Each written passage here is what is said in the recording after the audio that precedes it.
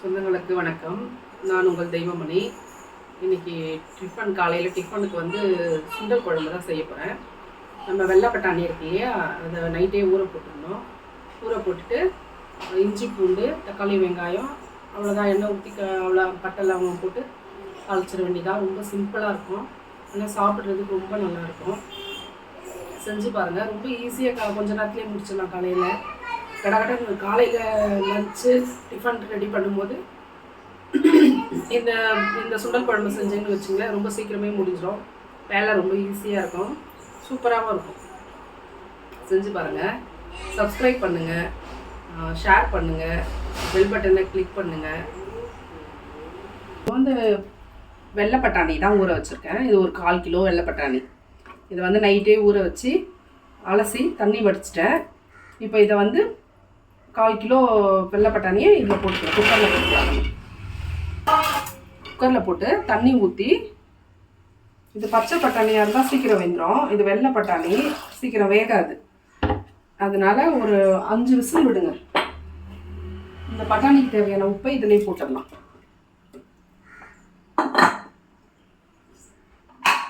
குக்கரை மூடி வச்சுட்டு நம்ம சமைக்க ஸ்டார்ட் பண்ணலாம்.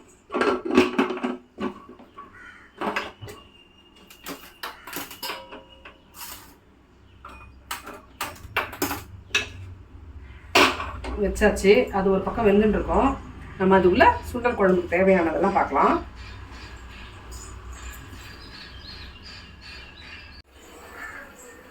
பாருங்க, நம்ம சுண்டல் குழம்புக்கும் நம்ம வடகறி மாதிரியே நிறைய வெங்காயம் போடணும். நம்ம பாருங்கள், ஒரு 5 வெங்காயம் எடுத்திருக்கேன். மீடியம் சைஸ் வெங்காயம் ஒரு 5 வெங்காயம் எடுத்திருக்கேன். ஒரு 3 தக்காளி எடுத்திருக்கேன். ஒரு 7 பச்சை மிளகாய் எடுத்திருக்கேன். 6-7 பச்சை மிளகாய் இருக்குது இதில். நம்ம எப்பவும் போல் தாளிக்கிறதுக்கு பிரியாணி இலை, லவங்கம், பட்டை, ஏலக்காய். அடுப்பத்தை வச்சு எண்ணெய் ஊற்றிக்கலாம். எண்ணெய் காஞ்சுன்னு இருக்கும். அதுக்குள்ளே நம்ம இப்போ பருப்பு வெந்துன்னு இருக்குது.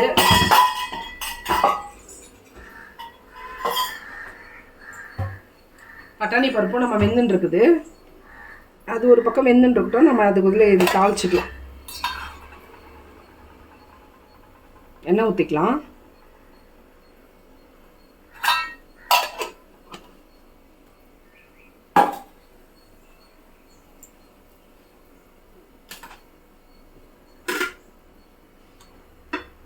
கடகடன்னு வெங்காயத்தை கட் பண்ணிடலாம். அதுக்குள்ளே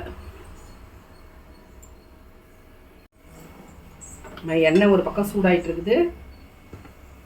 பருப்பு ஒரு பக்கம், பட்டாணி பருப்பு ஒரு பக்கம் வெந்துட்டு இருக்கு.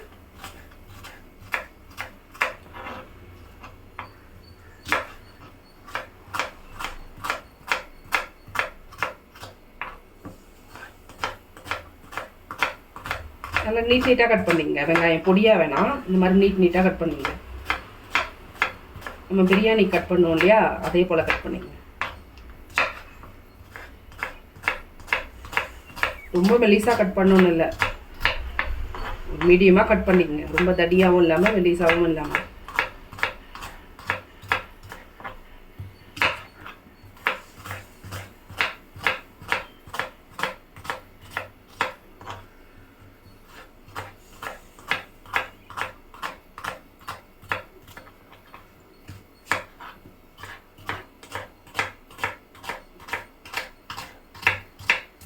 நான் இந்த மாதிரி தான் சமைச்சிடுவேன்.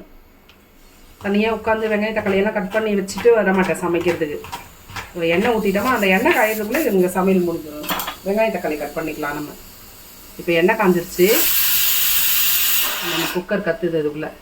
இப்போ எண்ணெய் காஞ்சிருச்சு. நம்ம இந்த பிரிஞ்சி இலை, பட்டெல்லாம் எடுத்து வச்சுருக்கோம் இல்லையா, அதை போட்டுக்கலாம்.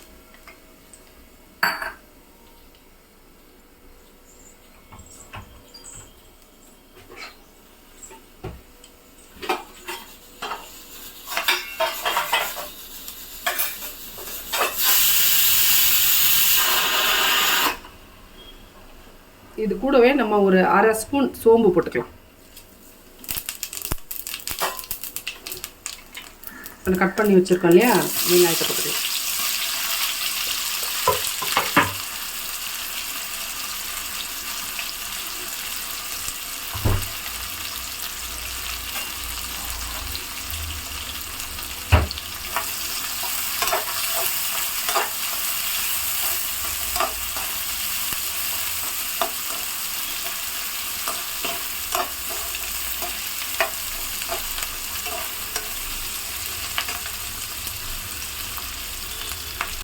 பாருங்க நம்ம வெங்காயம் பாதி வதங்கிடுச்சு.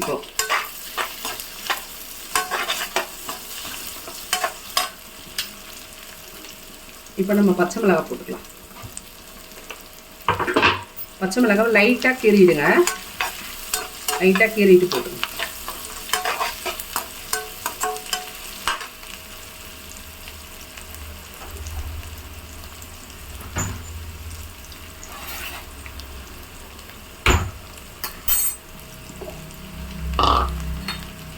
ஒரு ஸ்பூன் வந்து இஞ்சி பூண்டு பேஸ்ட்டு போட்டுக்கலாம். இஞ்சி பூண்டு அரைச்சி வச்சுருக்கேன் நான். இஞ்சி பூண்டு பேஸ்ட்டு ஒரு ஸ்பூன் போட்டுக்கலாம். இது பாருங்க, இவ்வளோ கூட தேவையில்லை, கொஞ்சமாக போட்டாலே போதும். இவ்வளோ இஞ்சி பூண்டு பேஸ்ட்டு.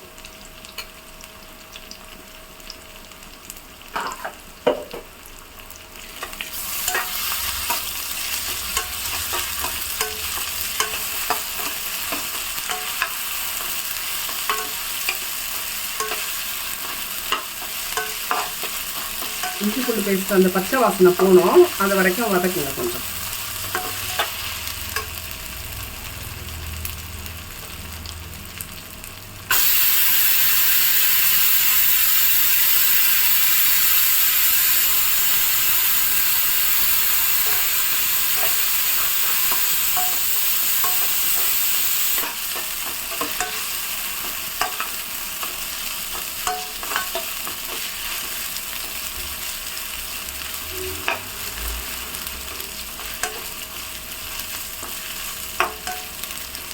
பச்சை வாசனை போயிடுச்சு.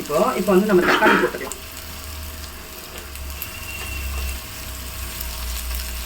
தக்காளி போட்டு இது நம்ம குழம்புக்கு தேவையான உப்பு போட்டுக்கலாம். நம்ம சுண்டலில் ஏற்கனவே உப்பு, பட்டாணியில் ஏற்கனவே உப்பு போட்டாச்சு. இப்போ வந்து நம்ம இந்த குழம்புக்கு தேவையான உப்பு போட்டுக்கலாம்.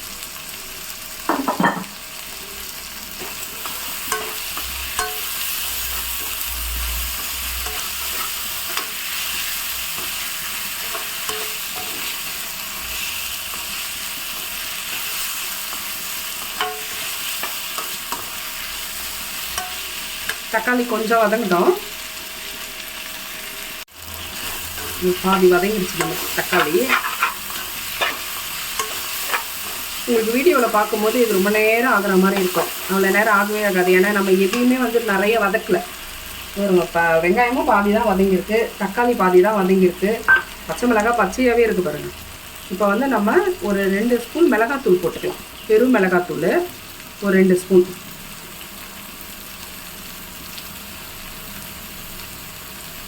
பச்சை மிளகாவும் போட்டிருக்கோம், ரொம்ப காரம் மிளகாய்.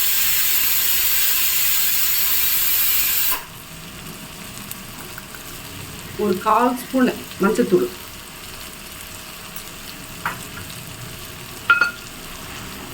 ஒரு 1/4 ஸ்பூன் கரம் மசாலா தூள்,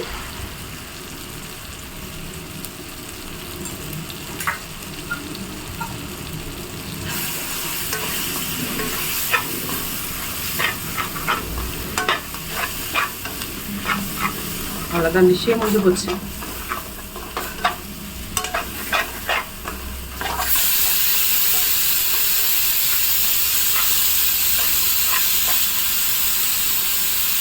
அந்த பட்டாணி 4 விசில் வந்துச்சு. இப்போ ஆஃப் பண்ணிக்கலாம்.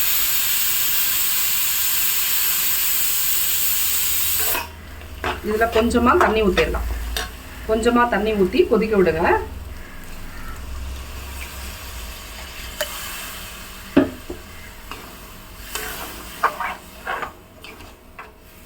குக்கரை இப்போ தான் ஆஃப் பண்ணியிருக்கோம். கொஞ்சம் நேரம் கழித்து ஓப்பன் பண்ணி இதை எடுத்து ஊற்றி திரும்ப ஒரு விசில் விட்டோம்னா முடிஞ்சு போச்சு.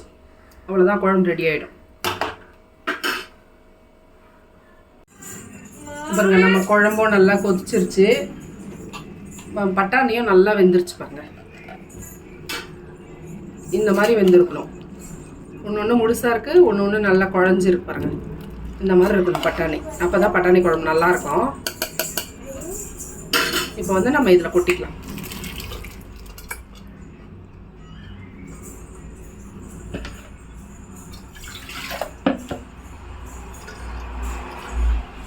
பருப்பு நல்லா வெந்துருச்சு, அதனால நான் அப்படியே போட்டேன். எப்படி இருக்குன்னு பார்த்து நம்ம குக்கரில் மாற்றிக்கலாம். இதுவே போதும், வெந்தது ஓகேன்னா நம்ம அப்படியே விட்டுடலாம், இல்லைன்னா குக்கரில் மாற்றிக்கலாம். உப்பு காரம் பார்த்துக்கலாம். உப்பு காரம் எல்லாம் சரியாக இருக்கான்னு செக் பண்ணிவிட்டு அதுக்கப்புறம் நம்ம குக்கரில் மாற்றலாமா இல்லை கடாயிலே விடலாமா டிசைன் பண்ணிக்கலாம்.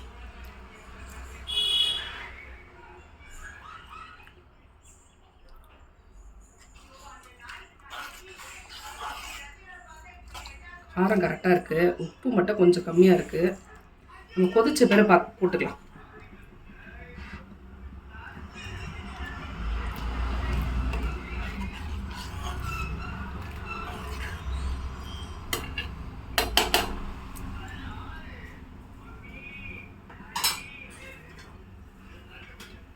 இப்போ கொத்தமல்லி கருவேப்பிலை போட்டுக்கலாம். நம்ம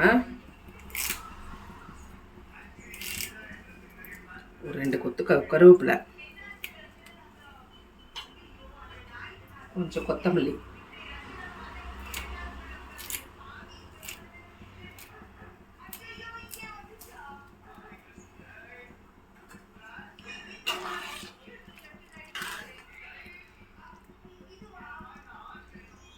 நல்லாவே வெந்துட்டு இருக்கு பருப்பு. நம்ம அப்படியே கொதிக்க விடலாம். அப்படியே கொதிக்கிட்டோம். இந்த தண்ணியோட அந்த பட்டாணி நல்லா மிக்ஸ் ஆகணும். இப்போ திக்காக வரும். இப்போ கொஞ்சம் தண்ணியாக இருக்குது பார்த்தீங்களா, அது தண்ணியாக இருக்கா, இது கொஞ்சம் இன்னும் கொஞ்சம் வெந்து திக்காக வரணும். திக்காக வந்துச்சுன்னா ஆஃப் பண்ணிடலாம். அவ்வளோதான், சுண்டல் குழம்பு ரெடி ஆகிடும் நம்மளுக்கு.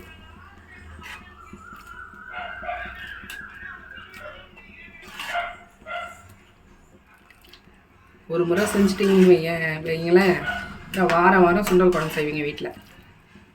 நல்லாயிருக்கும். இட்லிக்கு, தோசைக்கு, சப்பாத்தி, பூரி எல்லாத்துக்குமே சூப்பராக இருக்கும்.